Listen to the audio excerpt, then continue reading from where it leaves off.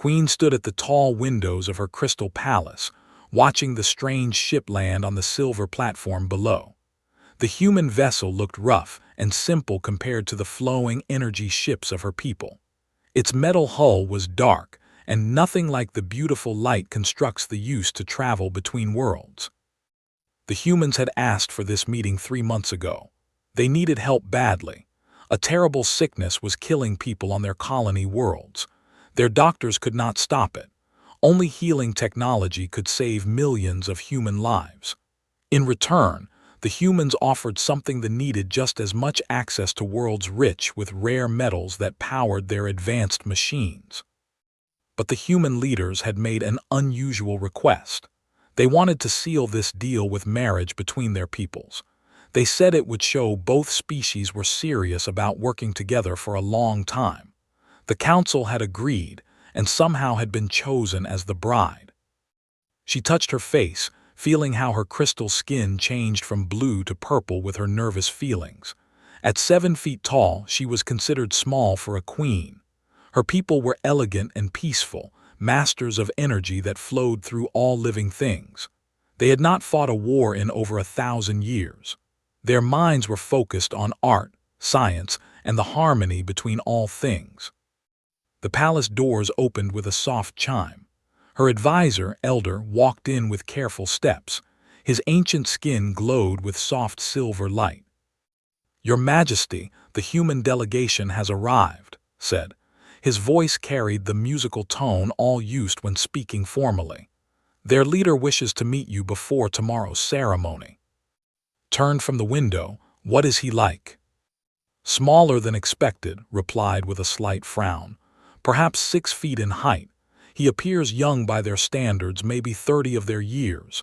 His skin is dark brown and his hair is black. He seems intense, always watching, always thinking. The other humans treat him with great respect." "Does he have any of their crude abilities? I heard humans can be violent." Made a soft sound that meant disagreement among her people. "He appears very calm and polite. He studies our ways carefully and asks good questions about our science. I believe he is a scholar of some kind. Nothing to fear, Your Majesty." Minutes later, the human delegation entered the throne room, sat on her chair of woven light, trying to look as royal as possible. The humans walked forward in a straight line, their heavy boots clicking on the crystal floor. They looked so solid and real compared to her people, who seemed to almost float when they moved. The man in front stopped and bowed in the human way. "Your Majesty, I am honored to meet you." Studied him carefully. Was right. He was much smaller than she had expected. But there was something in his dark eyes that made her pay attention. He looked at everything around him with great focus, as if trying to understand not just what he saw, but how it worked and why it mattered. "Doctor," she said, using his human title, "you are not what I expected either." Smiled, and she noticed how the expression changed his whole face. "I hope that's not too disappointing, Your Majesty. I know this situation is strange for both of us." "You are the one who will marry me tomorrow." "Yes, if you agree to it. I understand this is politics, not love, but I hope we can at least become friends." Felt her skin shift to a lighter blue, the color of interest among her people. Most aliens tried to flatter her or act impressed by her power. This human spoke to her like an equal, which was both surprising and refreshing.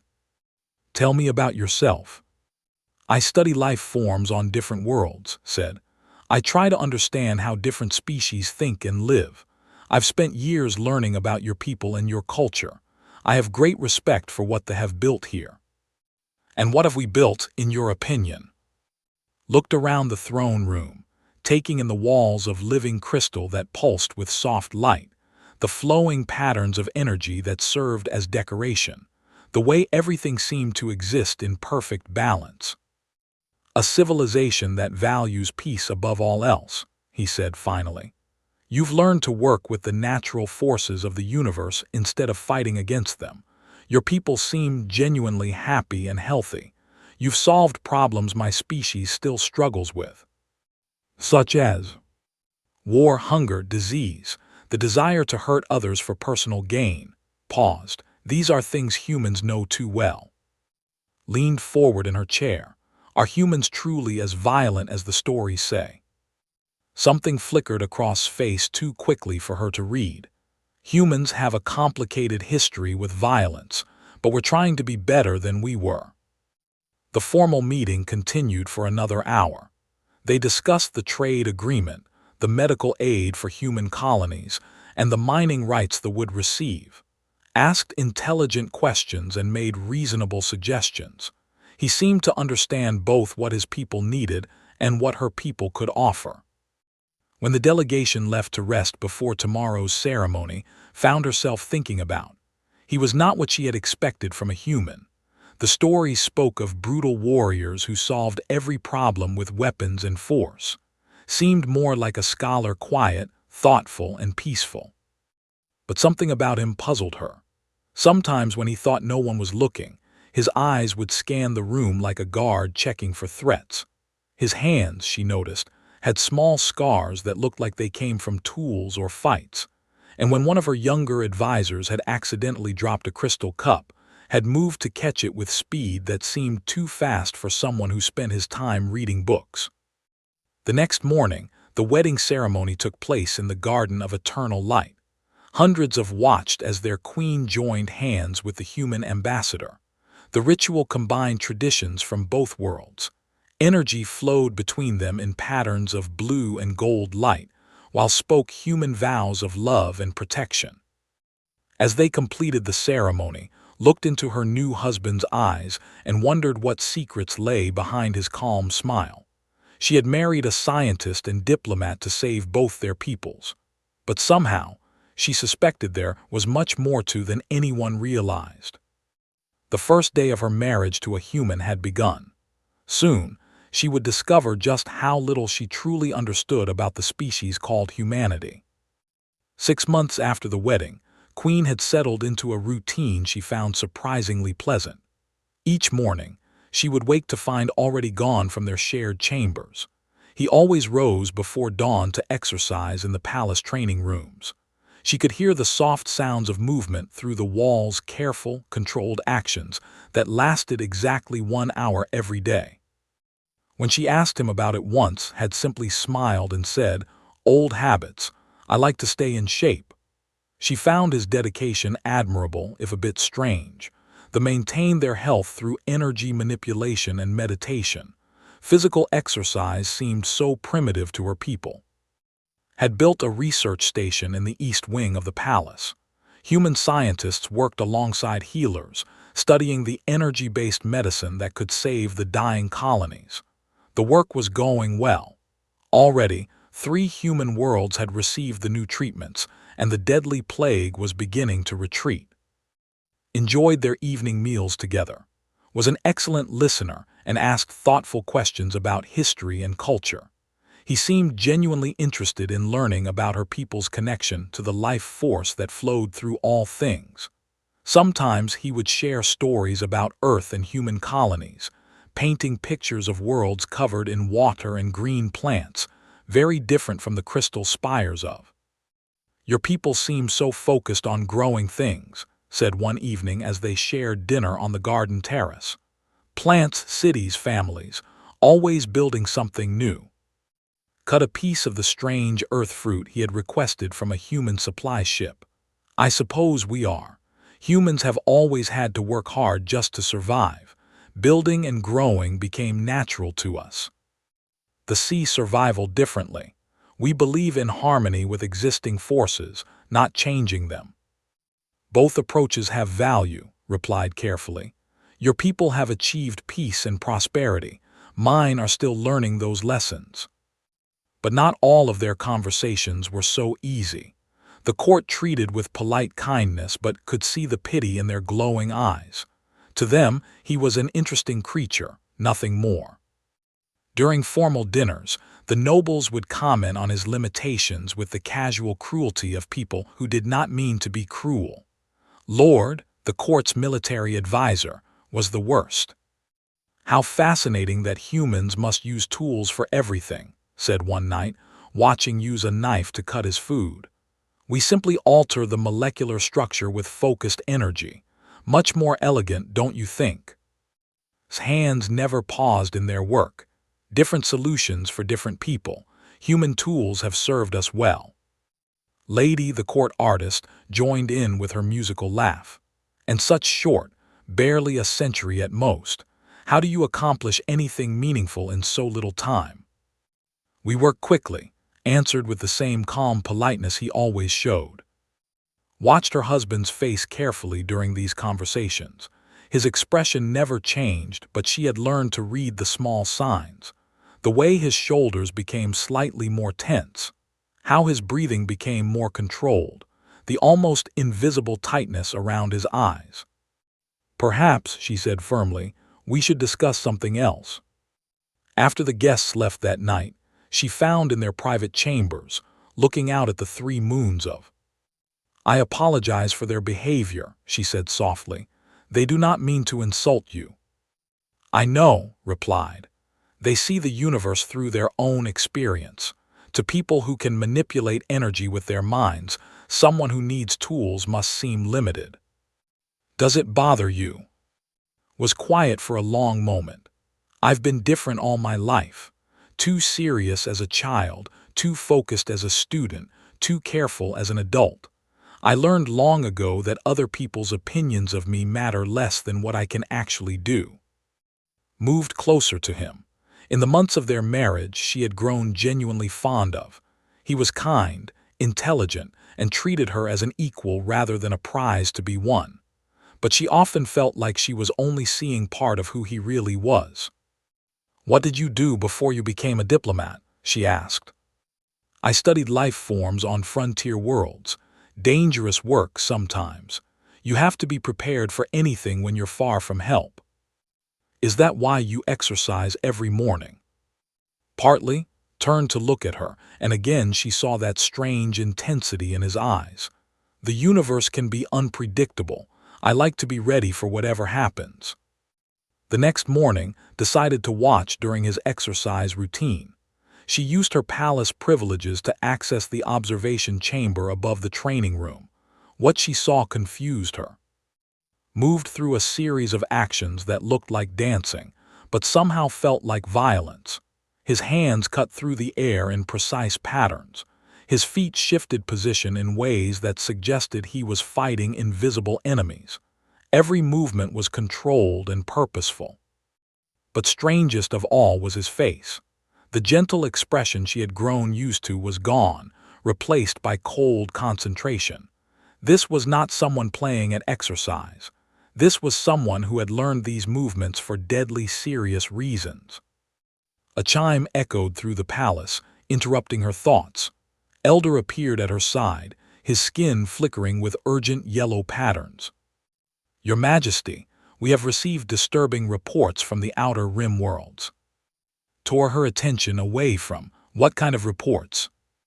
3 of our mining stations have lost contact.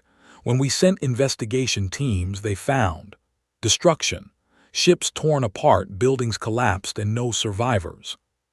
Pirates? Asked, though she knew the answer was no. They had agreements with all known criminal organizations. No one attacked worlds. We do not think so. The destruction is too complete, too systematic, and we found something else. Paused, his skin shifting to darker colors. Messages burned into the wreckage, demands for surrender written in a language we do not recognize. Below them, had finished his routine and was cleaning sweat from his face with a towel. He looked up suddenly, as if sensing their presence, and their eyes met through the transparent wall. For just a moment, saw something in his expression that made her crystal skin turn cold. Had heard their conversation, and whatever he was thinking about these attacks, it was not the reaction of a peaceful scientist. It was the reaction of someone who understood violence very well. Should we inform the human delegation? Asked.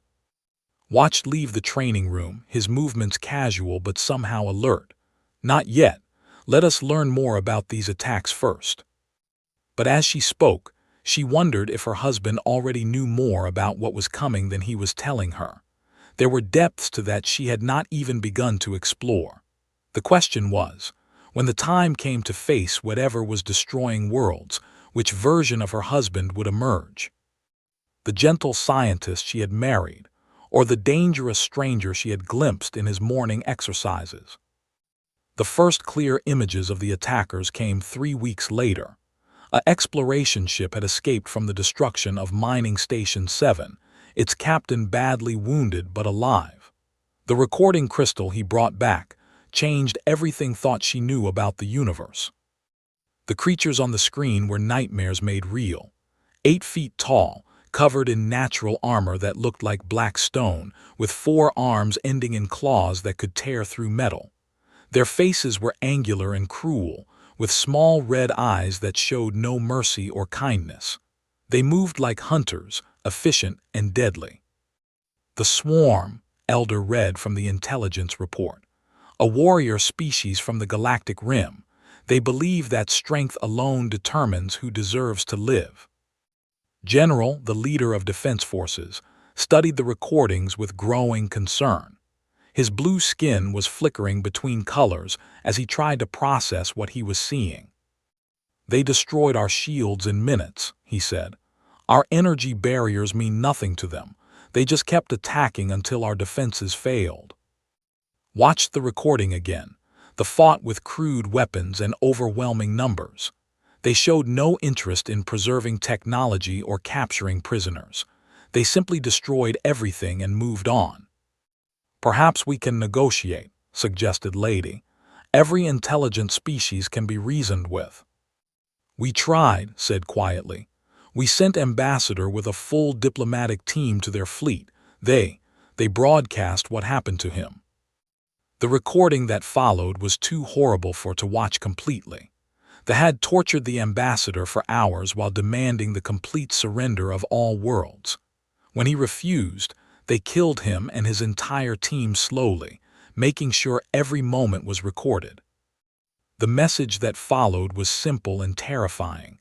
"Surrender and become slaves, or we will kill every last one of your people. You have one cycle of your world to decide." The throne room fell silent. For 1,000 years, they had solved every problem through wisdom, diplomacy, and superior technology. Now they faced an enemy that cared nothing for wisdom and wanted only to destroy or enslave them. "We will fight," General said finally. "Our energy weapons are powerful. Our ships are faster than theirs. We can defeat them." Had been sitting quietly in the corner, listening to everything but saying nothing. Now he leaned forward slightly. "General, may I ask about your military experience?" Skin shifted to a proud gold color. "I have commanded our defense forces for 50 years. I have overseen the peaceful resolution of 17 border disputes and the successful evacuation of 3 worlds threatened by natural disasters." "Combat experience?" "Combat?" Looked confused. "We have not needed to fight anyone for centuries. Our technology and reputation prevent conflicts before they begin." Nodded slowly. Watched her husband's face, nodding the careful way he chose his next words. "They are not interested in avoiding conflict. They want it. Their entire culture is built around warfare. Every adult has spent decades learning to kill efficiently." "Surely our superior technology will be enough," insisted. "Technology helps," agreed. "But warfare is about more than having better weapons. It's about thinking like your enemy, understanding their weaknesses, and being willing to do whatever it takes to win." Lord laughed, the sound musical but dismissive. "And what would humans know about such things? Your species has barely reached space. We have been traveling between stars for—" Was quiet for a moment. When he spoke, his voice was very calm. "Humans have been fighting wars for 10,000 years. We understand violence in ways you cannot imagine." "Violence is the tool of primitive minds," replied. "Civilized beings find better solutions." "Sometimes there are no better solutions," said. "Sometimes the only choice is between fighting and dying." The debate continued for hours, but nothing was decided. They could not accept that their peaceful ways might not be enough. They kept looking for diplomatic alternatives that did not exist. Over the following days, the attacks continued. World after world fell to the advance. The defense fleet won some battles but lost more. Commanders, trained for peacekeeping and rescue operations, struggled against an enemy that fought with ruthless efficiency. Refugees began arriving by the thousands. Their stories were all the same. They would surround a world, demand surrender, and then attack regardless of the response. They took no prisoners except for slaves. They showed no mercy to the wounded or the innocent. Found in their chambers one evening, staring at reports from the front lines, his face was grim as he read about another defeat. 17 ships lost today, he said without looking up, against a force half that size. Our commanders are learning, said, though she heard the uncertainty in her own voice. Your commanders are good people trying to do an impossible job, replied. They're fighting an enemy they don't understand with tactics that don't work. Then what would you do? Finally looked at her, and she saw something in his eyes that made her step back. For just a moment, the gentle scientist was gone completely, replaced by something cold and calculating. I would study the enemy until I understood exactly how they think. I would find their weaknesses and attack them without mercy. I would use every advantage available and never give them a moment to recover. That sounds brutal. War is brutal, said simply. They understand this, that's why they're winning. A communication chime interrupted them. Elder appeared on the screen, his skin flashing with urgent patterns. Your Majesty, the fleet has entered our home system. They will reach in 6 days. Felt her crystal skin turn pale blue with shock. The enemy had broken through their outer defenses faster than anyone had thought possible. How many ships? Asked. Over 300 vessels. Our remaining fleet has perhaps 60 ships that can still fight. Stood and walked to the window overlooking the palace grounds. In the distance, could see the lights of refugee camps stretching to the horizon. Millions of her people had fled here believing they would be safe. Your Majesty, continued, the Council suggests we evacuate to the core worlds. We cannot win this battle. No, said firmly. This is our home. Our people look to us for protection. Turned from the window. If you're going to make a stand here, you need to let me help. What can you do that our generals cannot? I can think like said, and there was something in his voice that made both and stare at him. I can show your people how to fight an enemy that only understands strength. For the first time, realized that her husband had been holding back for months. The peaceful scientist she had married was real, but he was only part of the truth. There was another side too, one that understood violence and warfare in ways her people could not imagine. The question was, would she let him show that side, even if it changed everything between them forever? The fleet appeared in the sky above like a swarm of metal insects. Their ships were dark and angular, built for destruction rather than beauty. Within minutes, the orbital stations that protected the planet were burning wreckage falling through the atmosphere. Stood in the palace command center, watching the battle unfold on the main screen. The defense fleet fought bravely, but they were outnumbered 5-1. Their elegant ships, designed for exploration and peaceful missions, were no match for the brutal war machines of The orbital defense grid is down, reported General. His skin was flickering between pale colors of fear and dark shades of determination. Enemy landing craft are breaking through the atmosphere. On the screen, hundreds of dropships descended toward the planet's surface like falling stones. Each one carried 50 warriors armed with weapons designed to tear through energy shields. Stood beside, watching everything with calm attention. He had been quiet since the attack began, but she could see his mind working behind his dark eyes. General, said suddenly, I need command authority for the ground defense. Turned to stare at him. But you're not military, you're a scientist. I'm also human, replied, and humans understand this kind of war better than anyone in this room." "Absolutely not," Lord interrupted. "We cannot put our people under the command of an alien who has never even seen combat." Looked at with an expression that made the Lord step backward. "How do you know I've never seen combat?" Before anyone could answer, alarms began screaming throughout the palace. The first landing craft had reached the surface. On the screens, they could see the armored warriors pouring out of their ships, overwhelming the palace guards with vicious efficiency. "They're heading straight for the command center," said with growing panic. "Our people can't stop them." Walked to the weapons locker and began pulling out plasma rifles and combat gear. His movements were smooth and practiced, as if he had done this many times before. "What are you doing?" asked. "My job," he replied, checking the weapon's power levels with expert efficiency. "Your Majesty, I need you to give me command of all ground forces, right now." "You cannot be serious," protested. "He's one human against an army." Turned to face the room and gasped at the transformation. The gentle scientist was completely gone. In his place stood something that looked like a predator preparing to hunt. His eyes were cold and calculating. His body had shifted into a stance that spoke of deadly training. "I am not just one human," said in a voice that cut through the chaos like a blade. "I am the product of 10,000 years of warfare. Every instinct I have was shaped by survival in a universe that wanted to kill me.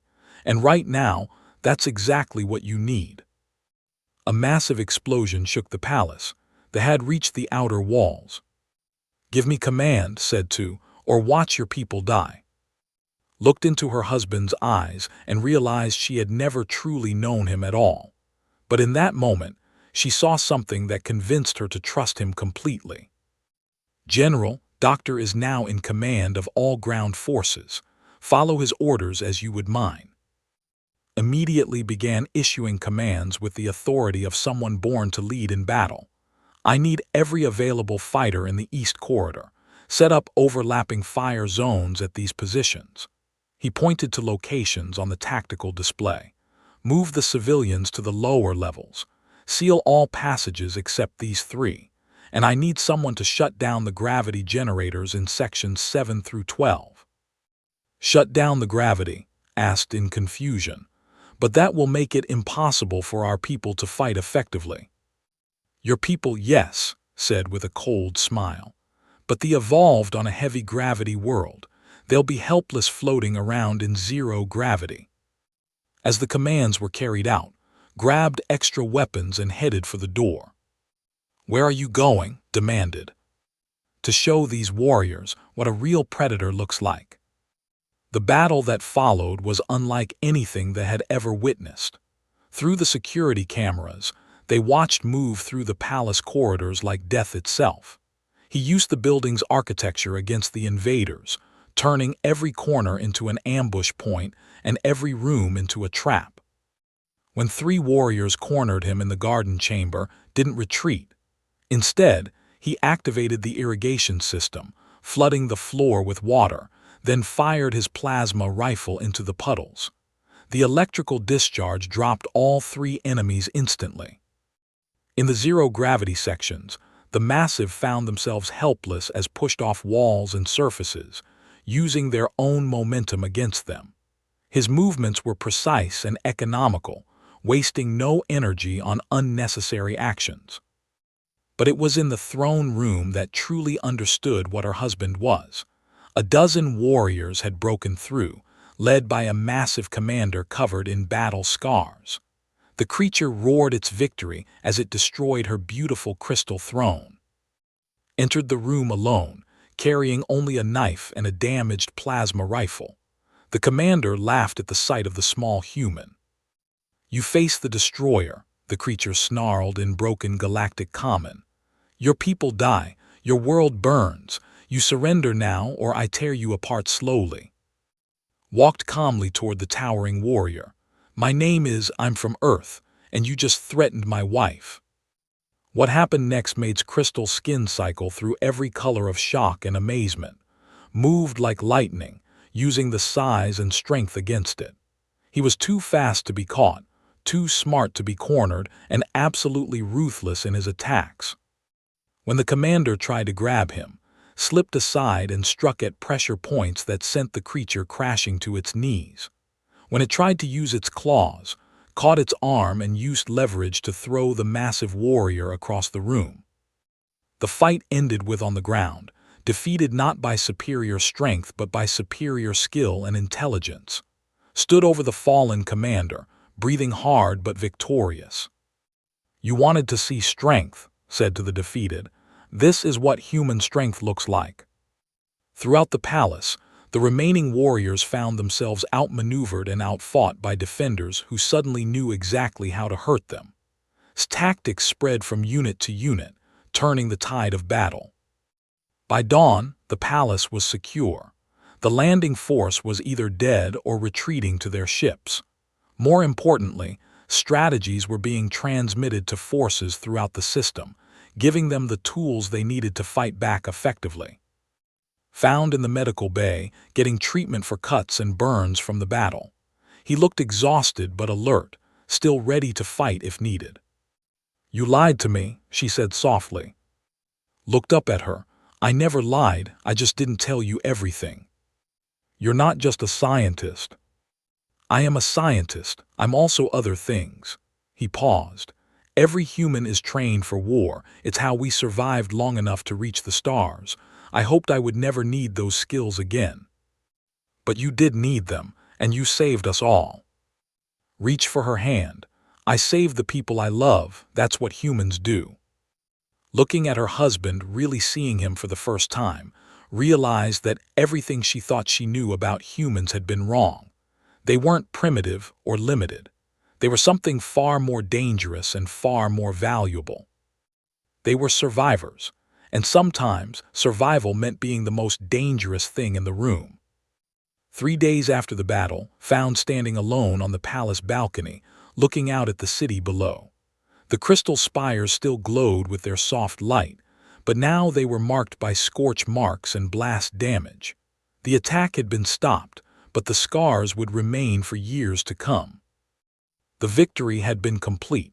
Using tactics, the forces had driven the invaders from every world they had attacked.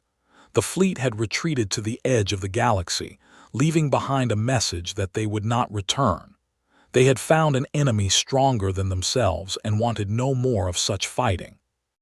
"You've been avoiding me," said softly as she joined her husband at the railing. Didn't turn around. "I thought you might need time to decide how you feel about being married to a killer." "Is that what you think you are?" "It's what I am," replied. "Among other things, the question is whether you can accept all the things I am." Moved to stand beside him. In the morning light, she could see new lines of tiredness around his eyes. The battle had taken something out of him, even as it revealed who he really was. "Tell me about Earth," she said. "Tell me the truth this time." Was quiet for a long moment. When he spoke, his voice carried the weight of 10,000 years of history. "Earth is a beautiful, terrible world," he began. "Every continent has seen war. Every ocean has been crossed by armies. Every mountain has been fought over by someone who wanted what lay on the other side." It sounds horrible. Parts of it were, but it also made us who we are. Finally turned to look at her. Humans didn't develop energy manipulation because we had to learn to make tools instead. We didn't achieve peace naturally because we had to fight for every moment of it we ever got. "But you seem so gentle, so peaceful." Smiled, but there was sadness in it. "Because I chose to be. Every human makes that choice every day. We could use our abilities to hurt and conquer, or we can use them to protect and build." Thought about this. The other humans in your delegation, are they all like you? Trained fighters? Yes. Every human who leaves Earth knows how to fight. We have to because the universe is dangerous and sometimes being peaceful isn't enough. Your children learn warfare. They learn to defend themselves and others. They learn that strength without wisdom is useless, but wisdom without strength cannot protect anyone. looked back at the city. We teach them that being strong doesn't mean being cruel, but being weak means you cannot stop cruelty. Elder appeared behind them with careful steps. His skin was glowing with respectful purple patterns. Your Majesty, Doctor, the Council is meeting to discuss our future relationship with humanity. Your presence is requested. In the Council chamber, the atmosphere was very different from their previous meetings. The leaders who had once looked at with polite condescension now watched him with something approaching awe. Word of his actions during the battle had spread throughout the palace. General stood first. Doctor, on behalf of the Defense Forces, I want to thank you for teaching us how to fight. Without your knowledge, we would have lost everything. The tactics worked because your people were brave enough to use them, replied. I just showed you how to use your existing strengths more effectively. Lord, who had been so dismissive before, spoke next. I owe you an apology. I called humans primitive without understanding what that word really meant. What do you think it means now? I thought primitive meant simple and weak, said slowly. Now I understand it means tested by hardship and proven by survival. Your species learned lessons we never had to face. Lady leaned forward. Is it true that all humans are warriors? All humans can fight when they need to, corrected. But most of us prefer to be artists, scientists, teachers, builders. We just keep the ability to defend those things we create. And your federation, is it an empire built on conquest? Shook his head. It's an alliance built on mutual protection. We learned long ago that working together is better than fighting each other.